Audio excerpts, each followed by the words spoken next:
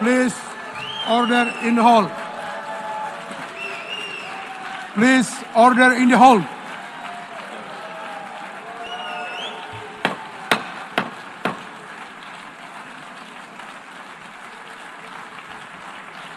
Please, order in the hall.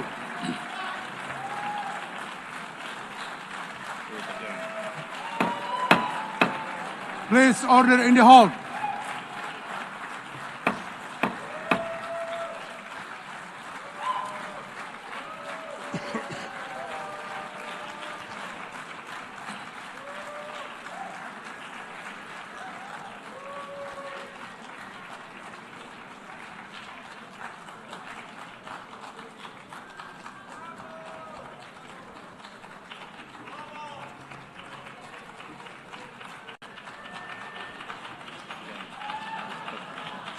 Please order in the hall and please be seated.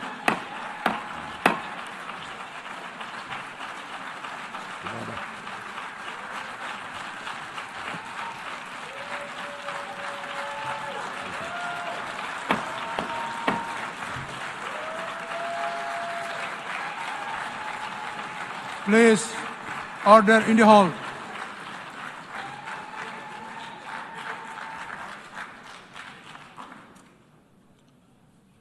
Mr. President, the families of our dear hostages languishing in the dungeons of Gaza, ladies and gentlemen,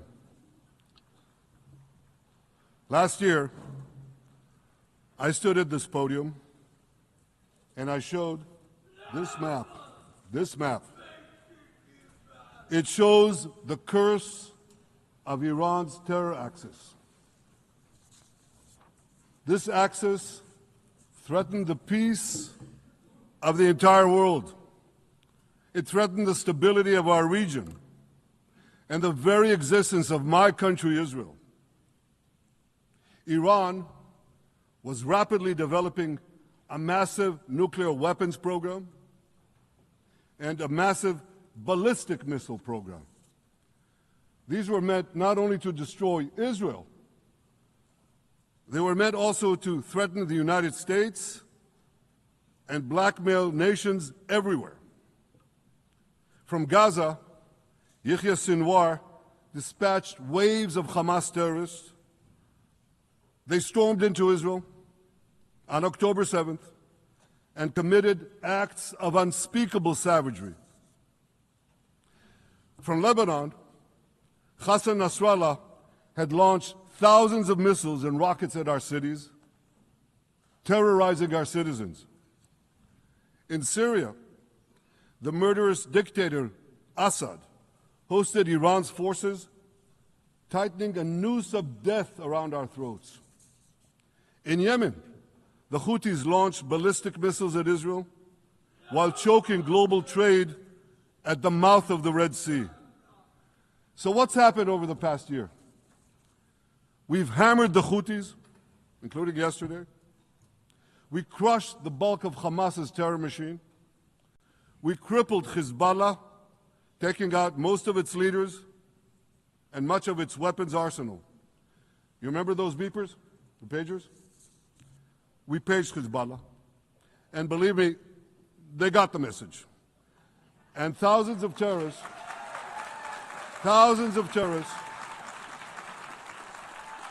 dropped to the ground. We destroyed Assad's armaments in Syria. We deterred Iran's Shiite militias in Iraq. And most importantly, and above anything else that I could say to you or that we did in this past year, in this past decade, we devastated Iran's atomic weapons and ballistic missiles programs.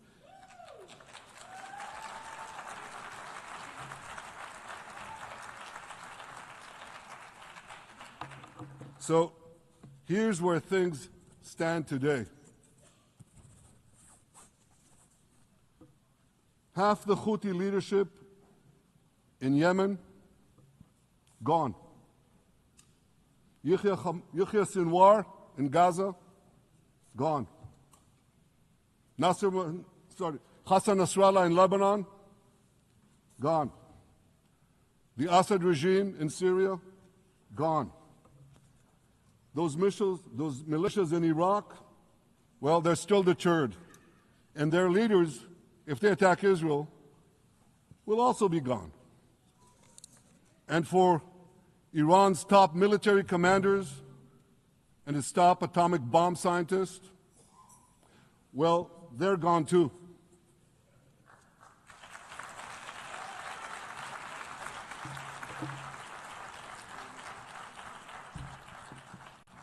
Israel's 12-day war with Iran, which I renamed Operation Rising Lion, that's from the Bible. This 12-day war will go down in the annals of military history. Our daring pilots neutralized Iran's missile defenses and took control of the skies over Tehran. And you saw this. Israeli fighter pilots and American B-2 pilots bombed Iran's nuclear enrichment sites. I want to thank President Trump for his bold and decisive action.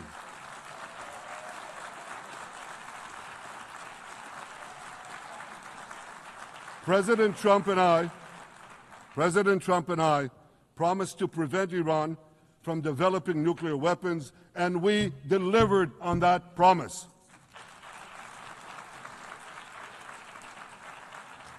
We removed an existential threat to Israel, and a mortal threat to the civilized world.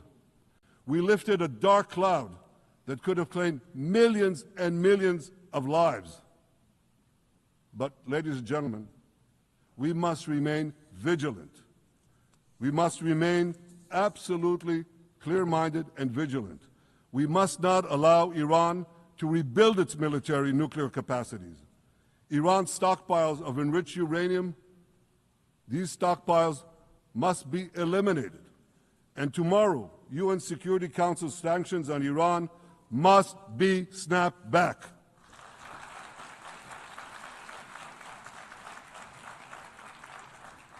Thanks to the resolve of our people, the courage of our soldiers, and the bold decisions we took, Israel rebounded from its darkest day to deliver one of the most stunning military comebacks in history.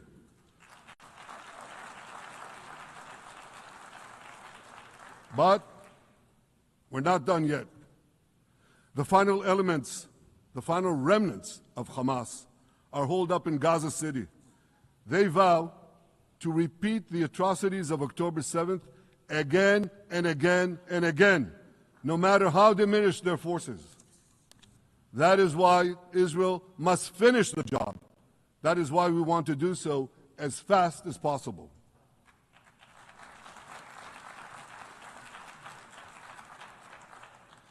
Ladies and gentlemen, much of the world no longer remembers October 7th. But we remember. Israel remembers October 7th. On that day, well, I'll tell you, you can remember October 7th too. You see this large pin here? It's a QR code. What I ask you to do is hold up your phones, zoom in, and you too will see why we fight and why we must win. It's all in here.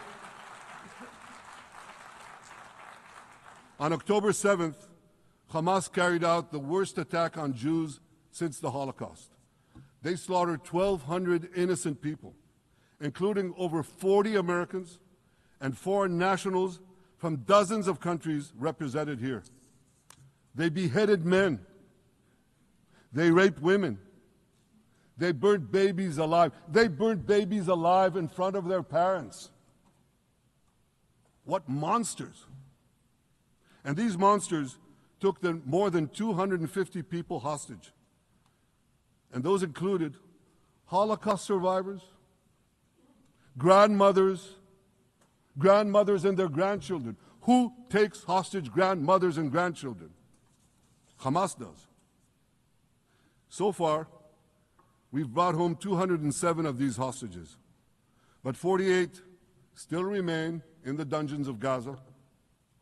20 of them are alive, starved, tortured, deprived of any daylight, deprived of humanity. These are the names of the 20 living hostages. Matan Angrist, Gali and Zerv Berman, brothers, Elkanah Buchbot, Rom Braslavsky, Nimrod Cohen, Ariel and David Cunyo, another pair of brothers, Guy Gilboa Dalal, Eviatar David. You saw the picture of Eviatar David, emaciated, forced to dig his own grave. Maxim Herkin, Eitan Horn, Segev Kalfon, Bar Kuperstein, Omri Meran, Eitan Moore, Yosef Chaim Ochana, Alon Ohel, Avinatam Or, and Matan Tsengarker. Now, ladies and gentlemen, I want to do something I've never done before.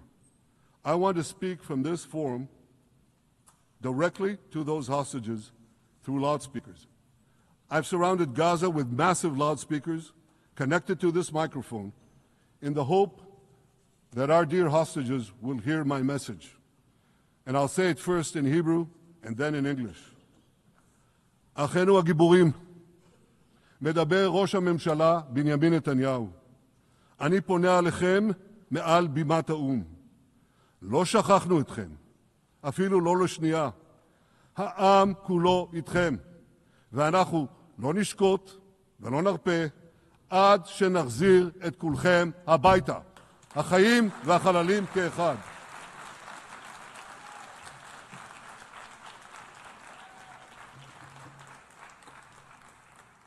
Our brave heroes. This is Prime Minister Netanyahu speaking to you live from the United Nations. We have not forgotten you, not even for a second. The people of Israel are with you. We will not falter and we will not rest until we bring all of you home.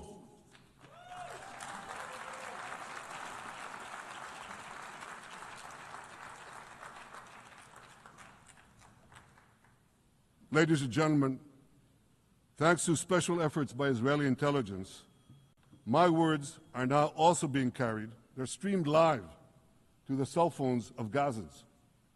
So to the remaining Hamas leaders and to the jailers of our hostages, I now say, lay down your arms. Let my people go. Free the hostages, all of them, the whole 48. Free the hostages now.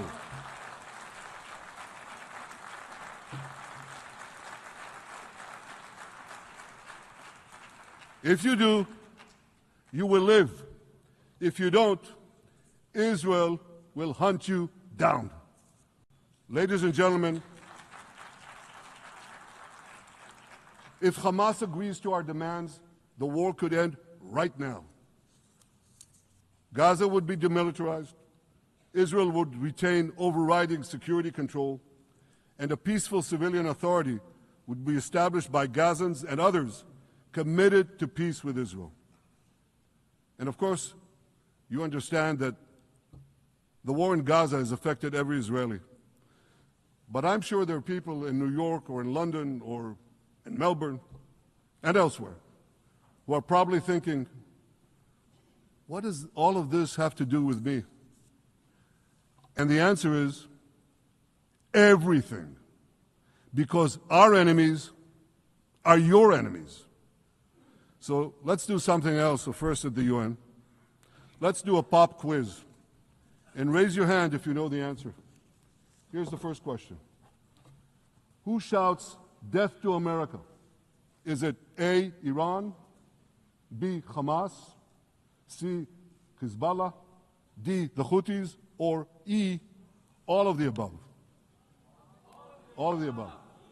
Correct. All of the above. Second question.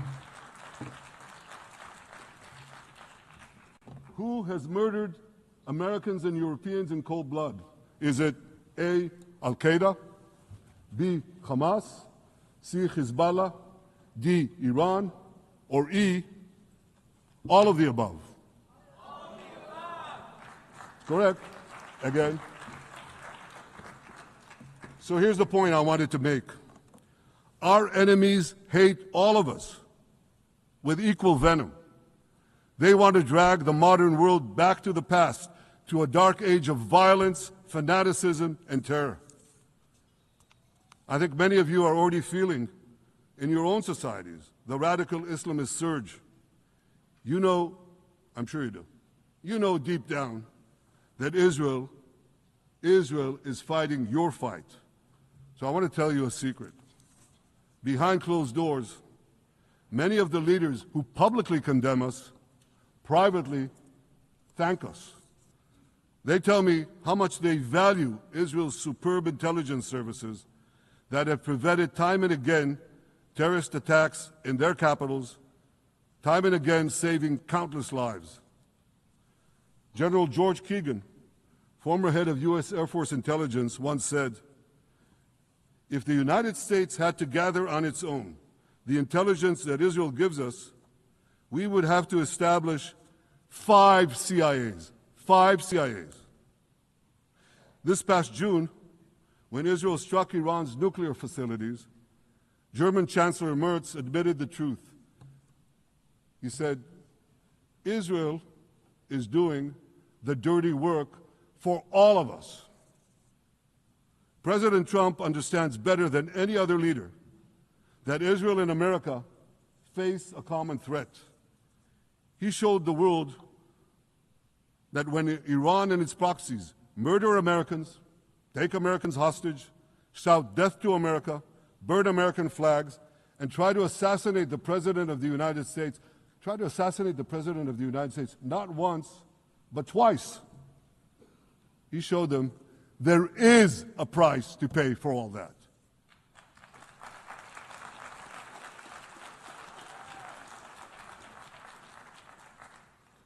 But regrettably, many leaders who are represented in this hall, they send a very different message. Sure, in the days immediately following October 7th, many of them supported Israel. But that support quickly evaporated when Israel did what any self-respecting nation would do in the wake of such a savage attack. We fought back. Now just imagine, just sit back for a second and imagine an attack against America proportioned to the attack against Israel on October 7th. Imagine a regime, a terror regime, dispatching thousands of terrorists to invade the United States. They massacre 40,000 Americans. They take 10,000 Americans hostage. What do you think America would do? You think America would leave that regime standing? You don't think that. No way, not a chance. The United States would wipe out that terror regime and ensure that such savagery would never threaten America again. This is precisely what Israel is doing in Gaza. We're wiping out the terror regime of Hamas and ensuring that this savagery will never threaten Israel again. That's what we are doing. That's what any self-respecting government would do.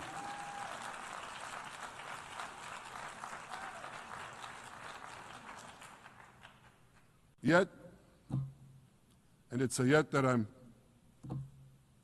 sorry to say here, yet over time, many world leaders buckled.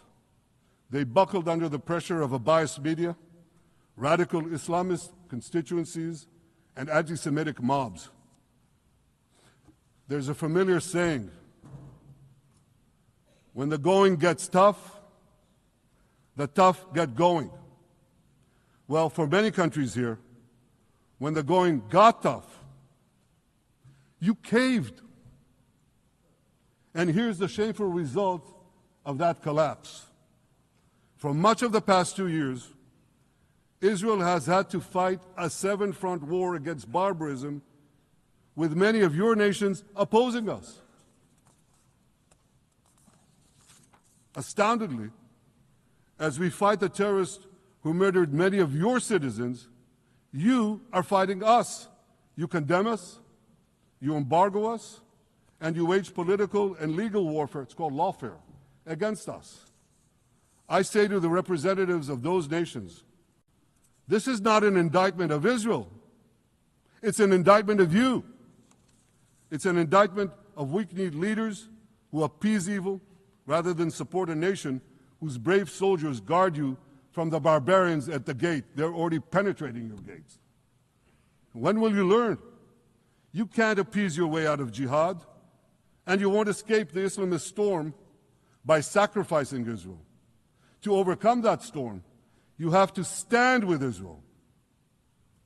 But that's not what you're doing. As the prophets of Israel foretold in the Bible, you've turned good into evil and evil into good. Now I want to drill down on this. Take the false charge of genocide. Israel is accused of deliberately targeting civilians. Ladies and gentlemen, the opposite is true. The head of urban warfare studies, Colonel John Spencer, he's perhaps the world's greatest expert on urban warfare. And he says, Israel is applying more measures to minimize civilian casualties than any military in history. And because we're doing that, the ratio of non-combatant to combatant casualties is less than 2-to-1 in Gaza. That's an astoundingly low ratio, lower than NATO's wars in Afghanistan and Iraq, especially when you consider that Gaza is one of the most densely populated urban areas on Earth.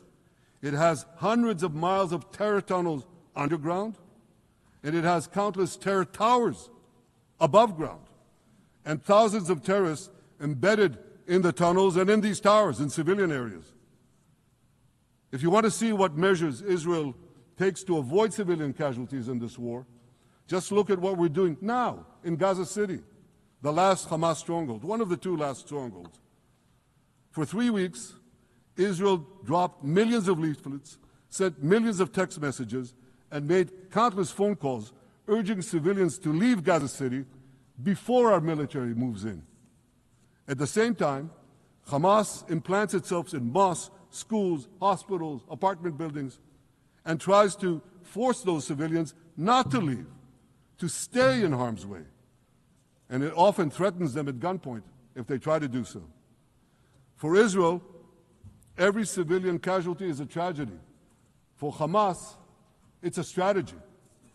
Hamas uses civilians as human shields and as props in its sick propaganda war in Israel, against Israel, a propaganda war that the Western media buys hook, line, and sinker. Now, despite Hamas's threats, close to 700,000 Gazans, almost 750,000, have already heeded our calls and moved to safe zones. Now I want to ask you a simple question, a simple, logical question. Would a country committing genocide plead with the civilian population it is supposedly targeting to get out of harm's way? Would we tell them, get out, if we want to commit genocide? We're trying to get them out. And Hamas is trying to keep them in. And this charge is so baseless. The comparison to genocide, wholesale slaughter of populations. What, did the Nazis ask the Jews to leave, kindly leave, go out? Did others, you want me to name all the genocidal leaders of history? Just go one by one. Did anyone do this? Did they say, get out so we can come in? Of course not. So the truth has been turned on its head. Hamas, a genocidal terrorist organization whose charter calls for the murder of all Jews on the planet. This genocidal organization is given a pass. It's barely mentioned. While Israel, which does everything it can to get civilians out of harm's way, Israel is put in the dock. What a joke. You want to hear another one? Israel is accused of deliberately starving the people of Gaza when Israel is deliberately feeding the people of Gaza. Since the beginning of the war, Israel has let into Gaza more than 2 million tons of food and aid. That's 1 ton of aid for every man, woman, and child in Gaza. nearly 3,000 calories per person per day. Some starvation policy. If there are Gazans who don't have enough food, it's because Hamas is stealing it. Hamas steals it, hoards it, and sells it at exorbitant prices to fight its war machine. Last month, even the UN, not exactly a supporter of Israel. You're supposed to laugh, by the way. Last month, even the UN admitted that Hamas and other armed groups looted 85% of the trucks. That's why you have deprivation. Those who peddled the blood libels of genocide and starvation against Israel are no better than those who peddled blood libels against the Jews in the Middle Ages when they falsely accused us of poisoning wells, spreading plague, and using the blood of children to bake Passover matzahs. Anti-Semitism dies hard. In fact, it doesn't die at all. It just keeps coming back with its libelous lies, refurbished, regurgitated over and over again. And I want to tell you something else. These anti-Semitic lies, they have consequences. In recent months, Jews have been assaulted in Canada, Australia, Britain, France, the Netherlands, and elsewhere.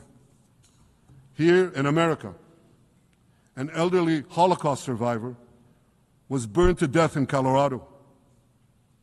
And a beautiful young couple from the Israeli embassy in Washington was brutally gunned down right in front of the Holocaust Museum there. Thankfully, President Trump's administration is forcefully fighting the scourge of anti-Semitism, and every government here should follow its lead. But instead, many do the opposite. They actually reward the worst anti-Semites on earth. This week, the leaders of France, Britain, Australia, Canada, and other countries unconditionally recognized a Palestinian state. They did so after the horrors committed by Hamas on October 7th. Horrors praised on that day by nearly 90% of the Palestinian population. Now, let me say that again. Nearly 90% of Palestinians supported the attack on October 7th. It's not supported only, they celebrated it. They danced on the rooftops. They threw candies. That's both in Gaza and in Judea, Samaria, the West Bank, as you call it.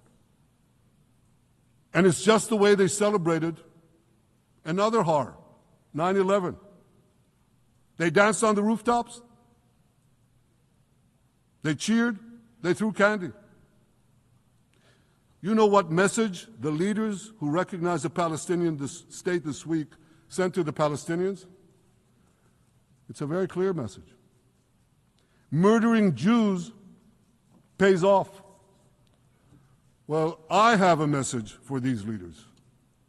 When the most savage terrorists on earth are effusively praising your decision, you didn't do something right. You did something wrong, horribly wrong. Your disgraceful decision will encourage terrorism against Jews and against innocent people everywhere. It will be a mark of shame on all of you. But wait a minute, Mr. Prime Minister, they tell me. Wait a minute. We believe in a two-state solution where the Jewish state of Israel will live side by side in peace with the Palestinian state. There's only one problem with that. The Palestinians, they don't believe in this solution. They never have. They don't want a state next to Israel. They want a Palestinian state instead of Israel. And that's why every time they were offered a Palestinian state, but were required to end the conflict with Israel and recognize the Jewish state, every time, over the decades, they turned it down. And that is why every time they were given territory, they used it to attack us. In fact, they effectively had a Palestinian state in Gaza. So what did they do with that state? Peace? Coexistence? No. They attacked us time and time again. Totally unprovoked. They fired rockets into our cities. They murdered our children. They turned Gaza into a terror base from which they committed the October 7th massacre. So here's the uncomfortable truth. The persistent Palestinian rejection of a Jewish state in any boundary is what has driven this conflict for over a century. It is still driving it. It's not the absence of a Palestinian state. It's the presence and existence of a Jewish state. And I find it amazing that the foreign chancelleries and the ministries and all those who pontificate about this, and the leaders, how can they not see this basic truth when it is repeated again and again and again ad nauseum? And I want to say something else. This rejection of a Jewish state not only applies to Hamas, it also applies to the so-called moderate Palestinian Authority. You should know that the Palestinian authorities pays terrorists to slay Jews. The more Jews the terrorists slay, the more the Palestinian Authority pays. The Palestinian Authority names its government buildings, its public squares, its schools, after the mass murderers of Jews, which they glorify as martyrs. They pay and glorify not just the killer of Jews, but also killers of Christians. Christians like Taylor Force, an American veteran who was brutally murdered in Israel by Palestinian terrorists. But, that I hear from the Western leaders. They tell me, the PA promised us it will reform. And I know this time, Prime Minister, it will be different. Yeah, right. We've heard these promises for decades. They always promise. They never deliver. Because you see, the Palestinian Authority is corrupt to the core. They haven't held elections in 20 years. They use the same textbooks as Hamas, exactly the same textbooks. They teach their children to hate Jews and destroy the Jewish state. And Christians don't fare much better.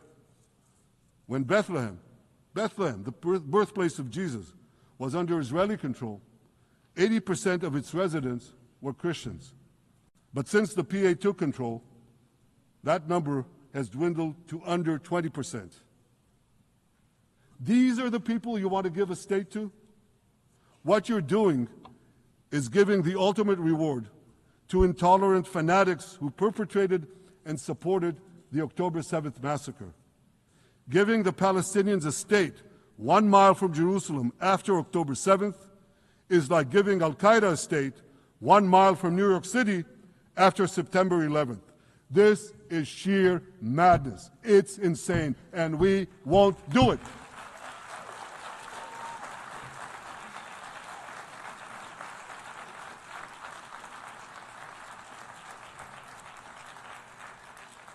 So here's another message to those Western leaders.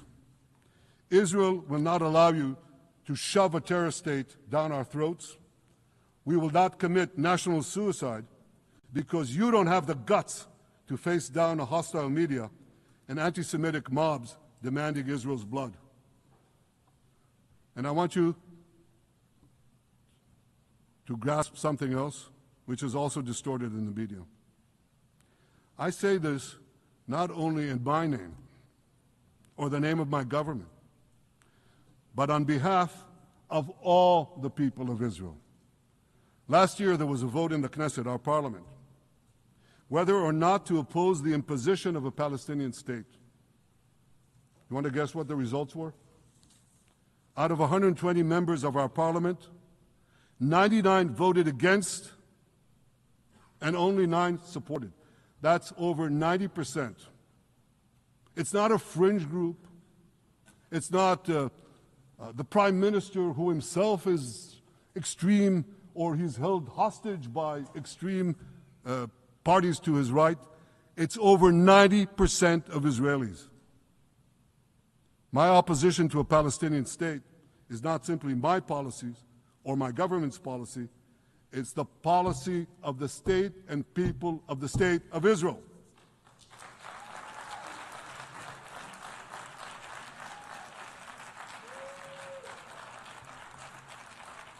Western leaders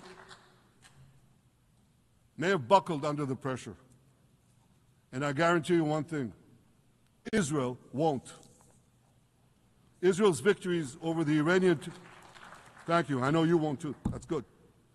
Israel's victories over the Iranian terror axis have opened up possibilities for peace that were unthinkable 2 years ago. Take Syria. For decades, the very idea of peace between Israel and Syria seemed unimaginable. Well, no more. Today, we have begun serious negotiations with the new Syrian government. I believe an agreement can be reached that respects Syria's sovereignty and protects both Israeli security and the security of the minorities in the region, including the Druze minority. From the founding of Israel, Jews and Druze have been brothers in arms. We have fought together, we've bled together, we built our lives together. When I was a young commander in Israel's Special Forces, my own life was saved by the invaluable advice given to me by a great friend, Salim Shufi, a heroic Druze IDF veteran. And that's why I couldn't sit idly by, nor could Israel sit idly by, while the Druze were being slaughtered by jihadists. And I instructed our forces to stop the massacre, which they promptly did. Peace between Israel and Lebanon is possible as well. I call on the Lebanese government to also begin direct negotiations with Israel.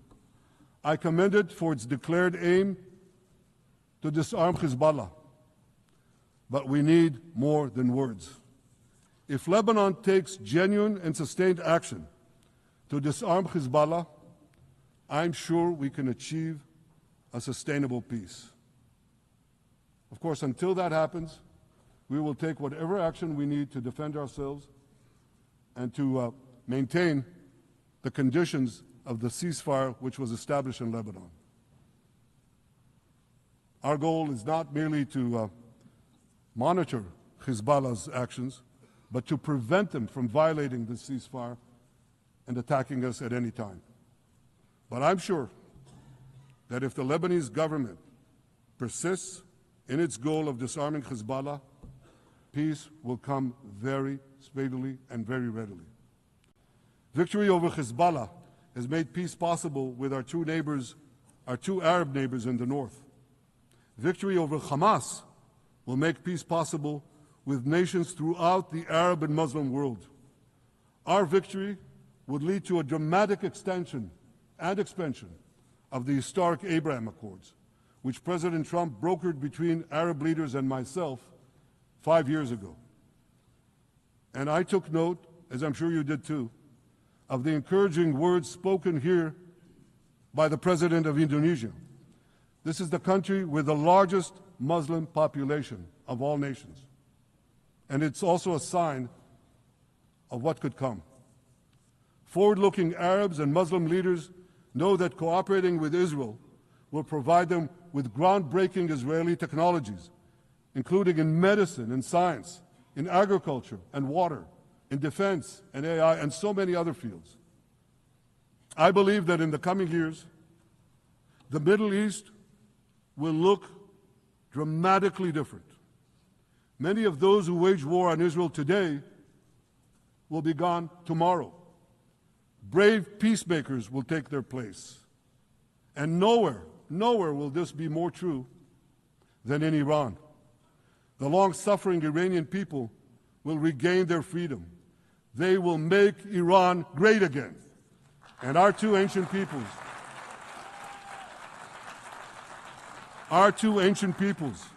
the people of Israel and the people of Iran, will restore a friendship that will benefit the entire world. Ladies and gentlemen,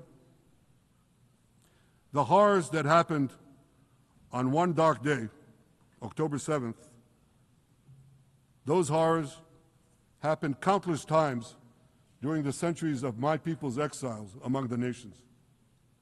Jewish blood was cheap.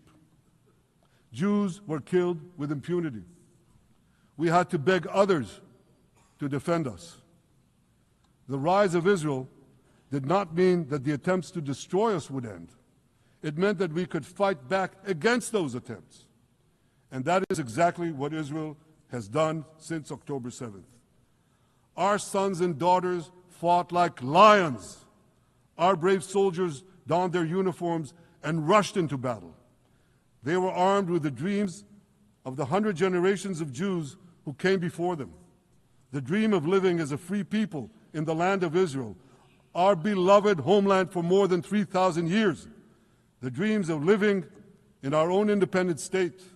The dream of having an army to defend ourselves.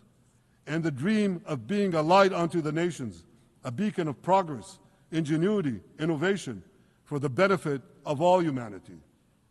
On October 7th, the enemies of Israel tried to extinguish that light.